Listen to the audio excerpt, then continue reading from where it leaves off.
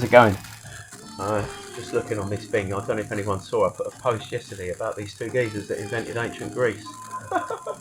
You can see what's coming, can't you? You can see the severity of what's going to happen. Because this is just like an insignificant little story, really. You know, so what? Someone invented ancient Greece. But the severity of that alone, you think how many people studied Hellenistic studies and Homer and Aristotle and Socrates? Was he ancient Greek? You think about that. Look, it says here about Euclidean geometry was invented by a geezer called Kevin Davenport. You couldn't make it up, could you? See, look, the whole of ancient Greece was invented. They didn't know what happened in Europe for an 800-year period. They didn't know what happened, and these two young scholars thought they'd try and make a name for themselves, and they invented it, the whole fucking lot. Now, there's more to this story than meets the eye, obviously, because that's how the cabal operate. They go and hide history, and they invent cover stories. So these two are probably 33rd degree Masons. Most likely what's happened, because this came out in 2010. So it's been out a while. I never heard of it till like day before yesterday. But obviously, well, I say obviously, most likely, because two 33rd degree Freemasons aren't going to feel guilty and come clean, are they? That's not what they're about. So most likely the White Hats have gone to them and said, listen, you're fucked anyway. Go and tell the public what you've done. But it come out, look, in a Washington, I'll read it, look. A Washington group of leading historians held a press conference Monday at the National Geographic Society to announce they had entirely fabricated ancient Greece, a culture long thought to be the intellectual basis of Western civilization. Fucking, that's monumental. Just that paragraph, listen. The group acknowledged that the idea of a sophisticated, flourishing society existed in Greece more than 2 millennia ago was a complete fiction created by a team of some 24 historians, anthropologists, and classicists who worked non-stop between 1971 and 1974 to forge Greek documents and artifacts. Honestly, we never meant for things to go this far, said Professor Gene Heidelberg, who was offered to resign his position as chair of Hellenic Studies at Georgetown University. We were young and trying to advance our careers, so we just started making things up. Homer, Aristotle, Socrates, Hippocrates, the lever and fulcrum rhetoric, I've never heard of that, ethics, all the different kinds of columns, everything. Way more stuff than any one civilization could have come up with, obviously, he added. Accordingly, Heidelberg added the idea of inventing a wholly fraudulent ancient culture came about when he and the other scholars realised they had no idea what had actually happened in Europe during the 800 period before the Christian era. We know, don't we? Thanks to Christian, it's called a reset. That's, you know what I mean? They just covered a reset up, basically. So, where are we? One night someone made a joke just talking about these ideas, lumping them together and saying the Greeks had done it all 2,000 years ago. Heidelberg said, one thing led to another, and before you know it, we were coming up with everything from the Golden Ratio to the Iliad. Fucking hell, listen.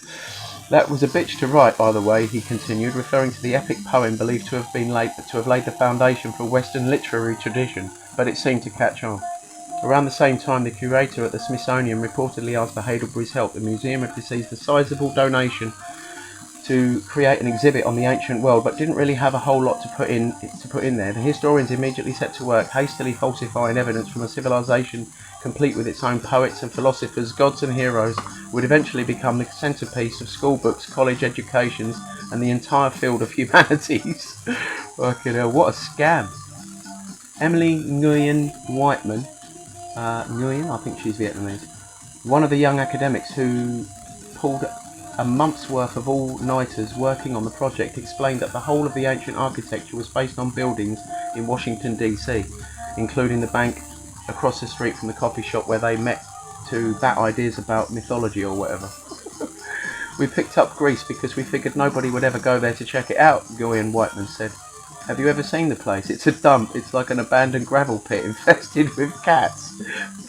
She added, inevitably though, people started looking around for some of this ancient stuff, and next thing I know, I'm stuck in Athens all summer building a goddamn pantheon just to cover our tracks.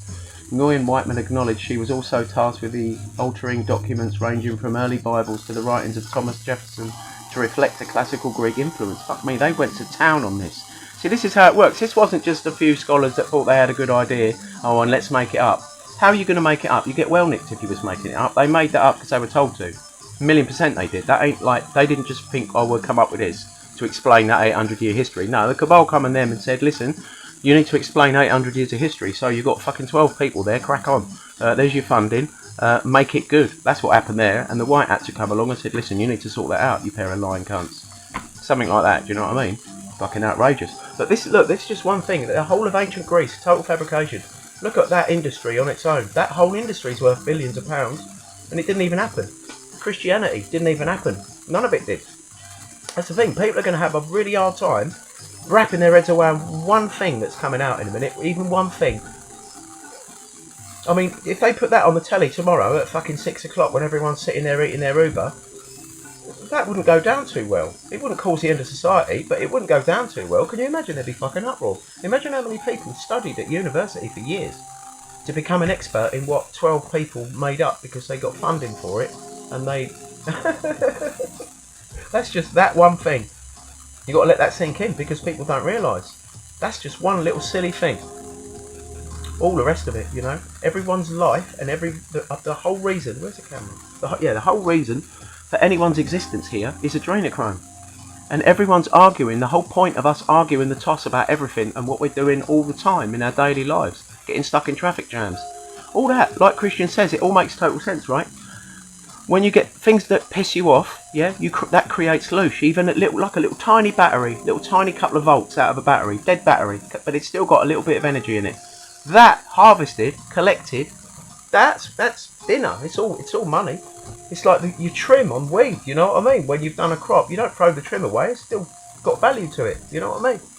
So to put it in a horticultural context. So but you think what's coming, man? When people find out what's going down. You know, people. I was chatting to some bird on this nutty group yesterday, fucking lunatic.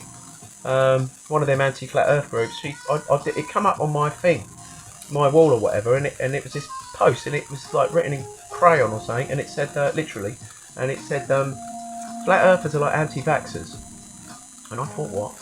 I couldn't work that out. No, it's obvious, but I'm like, no, not in 2024, nah. So I had a look. And I replied, I'm like, did you mean to say that? Or did you even think before you said it or something? And she said, get your head out your ass. Don't know what you're talking about. And I'm like, what? She doesn't know. I was like, I'm like, you can't know that the vaccines have been killing people. Didn't have a fucking clue. Didn't have a clue. Thinks COVID's real. Thinks this new chicken pox is real. Cat pox. Pussy pox. Honestly, it's shocking. I'll tell you what. But like, they told us all about it. Do you know what I mean? The Rothschild Secret Covenant, I keep talking about that all the time, because it is, I mean, it's right in your face, you know? What, I've got it here, look, an illusion's, can't even talk. An illusion so large, so vast, it will escape their perception. Those who see it will be thought of as insane. We will create separate fronts to prevent them from seeing the connection between us. We will behave as if we are not connected to keep our illusion alive. Our goal will be accomplish one drop at a time so as never to bring suspicion upon ourselves. This will also prevent them from seeing the changes as they occur. Just the first 4. 1, 2, 3, 4. If the first one doesn't do it for you, at the moment, when you've been like watching COVID and like what's going on, well, I ain't been watching going on, but assuming that, you know, most people do, come on, when do you see things like what's going on? You don't, do you, ever? It's unprecedented. They've kind of, it's like, what's that mate? He talks about the frog in the pot. Slowly turning the heat up. That's accurate. It's a good description. He might be Cabot himself. What's his name? Kevin Hoyt? Is that matey I'm thinking of? The old governor of somewhere. But he's probably executed and taken out. Because everyone you think is good is bad, and everyone you think is bad is good. And everyone you think is alive is dead, and everyone you think is dead is alive. But it's like for the awake people, it's like, you know, when you got like, maybe you go to somewhere new and you've got a room. And no one, say it's a party or something, and when it's an empty house and no one's been in that room, and you have a quick peek in there first, you've got a torch and that, you have a quick look. You know what's in the room because you've just had a look. But no one else in the room knows what's in there. They didn't know you went in there early and had a look. And then you're trying to tell people that you went in and seen what's in there, and there's no point going in there because it's like horrible. Or have a look, but you know, you're trying to explain to someone what's in there, and they're calling you a liar because you had a look. And you know what's in there. It's not like you thinking, well, I don't know if that was, maybe my eyes didn't see what they saw. You know what I mean? It's so in front of you. It's so in front of you. It's like your mobile.